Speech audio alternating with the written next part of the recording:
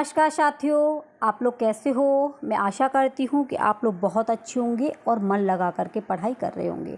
तो जो भी फ्रेंड्स सीटेट की तैयारी कर रहे हैं तो उनके लिए क्लास बहुत ही महत्वपूर्ण है। जिन मित्रों का 1-2 नंबर से सीटेट रह जाता है, जिनका विषय संस्कृत है, संस्कृत में कम नंबर आते हैं, तो आप लोग अगर इस वीडियो को बड़े ही ध्यान से देखते हैं तो आसानी से प्रश्नों के आंसर देंगे और अच्छा स्कोर करके लाएंगे। तो ये वीडियो आपको अच्छी लगती है, हेल्पफुल लगती है तो अपने सभी मित्रों को अप्रिशिएट करना। तो बात करेंगे हम टैग वर्ड कि आप लोग टैग वर्ड की सहायता से कैसे प्रश्नों के आंसर आसानी से देंगे। तो फ्रेंड देखिए, जैसा कि आपको सबसे पहले ये पता होना चाहिए कि सीटेट का जो संस्कृत का पेपर है उसमें आपको पढ़ना क्या क्या है। तो ये बहुत ही महत्वपूर्ण मनोवैज्ञानिक हैं, जैसे आपके चोमस्की हुए, पियाजे हुए, वाइगोत्स्की हुए, स्किनर हुए, स्टीफन फ्रेशन हुए, ये आपके संस्कृत में भी आते हैं, तो ये आपको पढ़ने हैं। देन इसके बाद में NEP 2020 से भर भर के क्वेश्चन आते हैं। NCF 2005, RTE 2009, भाषा, मातृभाषा, बहुभाषिकता, भाषा कौशल, शिक्षण विधियाँ, भारतीय भाषा, भाषा शिक्षा की अवधारणाएं, परीक्षण, आकलन और मूल्यांकन, अधिगम, अक्षमता, निदानात्मक और उपचारात्मक शिक्षण, पठन और लेखन के उपागम, शिक्षण सहायक सामग्री, ये आपको पढ़ने ही पढ़ने हैं। इसमें से क्वेश्चन आते ही आते हैं। और आपने अगर सिलेबस देखा होगा तो सिलेबस से अधिक भी आपको पढ़ना है, क्योंकि सिलेबस में ये सब कुछ नहीं दिया गया है। ये कैसे पता पड़ेगा, तो जब आप P/Q हल करेंगे तो आपको पता लग जाएगा कि हमें कौन कौन से टॉपिक संस्कृत के लिए तैयार करने हैं। ठीक है मित्रों, तो संस्कृत की तैयारी के लिए आपको जो हेल्प करेगी, जो आपको 30 में से 28 नंबर दिलाएगा, वो दिलाएंगे आपकी P/Q। ठीक है, यानी कि आप लोग यूथ का या किरण पब्लिकेशन का कोई सा भी प्रैक्टिस सेट ले लेना और रोज़ाना प्रैक्टिस सेट लगाइए। आपका स्कोर बढ़ता चला जाएगा और एक दिन यानी कि परीक्षा के समय पर आपके 30 में से 28 नंबर आसानी से आ जाएंगे। ठीक है, तो बात करेंगे हम संस्कृत पेडागोजी को कैसे हल करेंगे आप टैग वर्ड की सहायता से। तो ये बहुत ही महत्वपूर्ण प्रश्न यानी कि आपके शब्द हैं जो आपकी परीक्षा के लिए काफ़ी हेल्पफुल हैं। जैसे अस्थि, अस्थि माने क्या है, किम माने क्या, सह माने वह, यथा माने जैसे, कथम माने कैसे, तहिम माने तौ, तस्य माने उसका, शह माने साथ और प्रयत्य माने यत्न।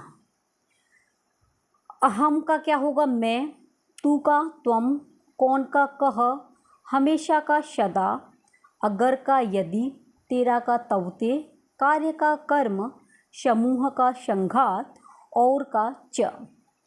वैसे तथा, जब का यदा, नहीं को बोलेंगे न, नहीं है नास्ति, रास्ता का मार्ग, मेरा का मम, बाद में पश्चात और किम का यति और आज का अद्य।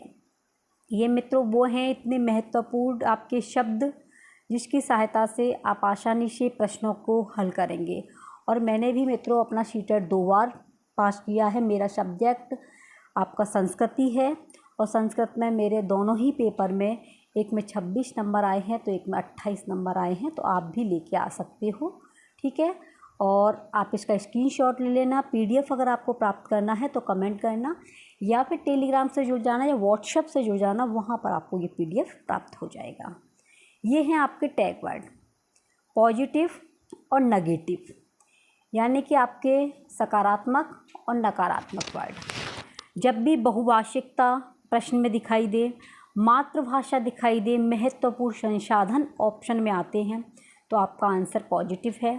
विभिन्न विविध गतिविधियाँ आए, अवसर आए, रचनात्मक कक्षा आए, प्रोत्साहन देने की बात चल रही हो, छात्र केंद्रित हो, त्रुटि नाम महत्वपूर्ण, त्रुटियों का महत्वपूर्ण स्थान हो, समावेशी कक्षा हो, शिक्षा हो, हस्तपरक अनुभव हो, करके सीखना, जिज्ञासा, परिवेश निर्माणम, सक्रिय, विभिन्न संदर्भेषु प्रयोगस्य, स्वाभिव्यक्ति। ऐसे शब्द अगर आपको ऑप्शन में दिखाई देते हैं, जैसे अनुभव है, करके सीखना, जिज्ञासा है, परिवेश है, विभिन्न संदर्भेषु है, तो यह आपके सकारात्मक है।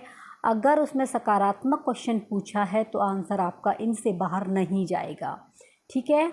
नेक्स्ट है इसमें नकारात्मक। जैसे नकारात्मक शब्द में कंठस्थीकरण करना, स्मरण करना, रटना, दंड देना, सजा देना, ये न वाले वाक्य हैं, यानी कि आपके नेगेटिव वाले वाक्य हैं। समस्या, बाधा, बोझ, व्याख्यान, व्याकरणम, हतोत्साहित, पाठ्य पुस्तकम, अध्यापक केंद्रित, केवल और ही, मात्र, छात्र कोरी स्लेट, सीमित, लैंगिक असमानता, निष्क्रिय और अनुशासन। तो मित्रों, अगर ऐसे शब्द आपको प्रश्न के अंदर ऑप्शन में दिखाई देते हैं तो ये आपके नकारात्मक शब्द होंगे। ठीक है। और आपके लिए अगर नकारात्मक पूछा है तो नकारात्मक प्रश्नों का आंसर देंगे, और सकारात्मक पूछा है तो सकारात्मक आंसर का प्रश्नों के आंसर का प्रयोग करेंगे। तो ये वो टैग वर्ड हैं जिनकी सहायता से आप पेडागोगी को आसानी से हल कर सकते हैं। जैसे कि फ्रेंड्स 30 नंबर की आपकी संस्कृत आती है, 30 की हिंदी आती है, 30 में से भी आपके 15 नंबर का कंटेंट होता है और 15 नंबर की होती है आपकी पेडागोगी। ठीक है। अब इसमें से क्या होता है, जो 15 नंबर का जो होता है पैसेज आता है आपका गद्यांश और पद्यांश आता है। ठीक है। और गद्यांश और पद्यांश में जो व्याकरण होती है वो उसके अंदर से ही आती है, इसलिए आपको व्याकरण नहीं पढ़नी है, क्योंकि गद्यांश और पद्यांश में जो भी व्याकरण आती है वो आपने पढ़ रखी है। अगर आपने हिंदी की भी तैयारी की है तो भी आसानी से, जैसे आपके समास हुआ, आपका प्रत्यय हुआ, उपसर्ग हुआ, कोई संधि पूछ ली, इस तरीके से आपकी बेसिक ग्रामर इसके अंदर व्याकरण आती है। तो गद्यांश और पद्यांश की मैंने वीडियो बना दी है, डिस्क्रिप्शन में लिंक है, आप वहाँ से क्लास वॉच कर सकते हैं।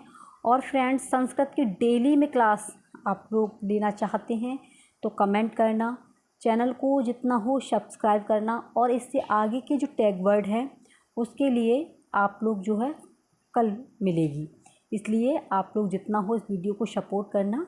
क्योंकि जो भी फ्रेंड्स हमारे संस्कृत से डर लगता है, संस्कृत प्राचीनतम भाषा है, आप लोग आसानी से संस्कृत में नंबर लेके आ सकते हैं, बिल्कुल हिंदी की तरह है। फ़र्क ये है कि बस समझना पड़ता है।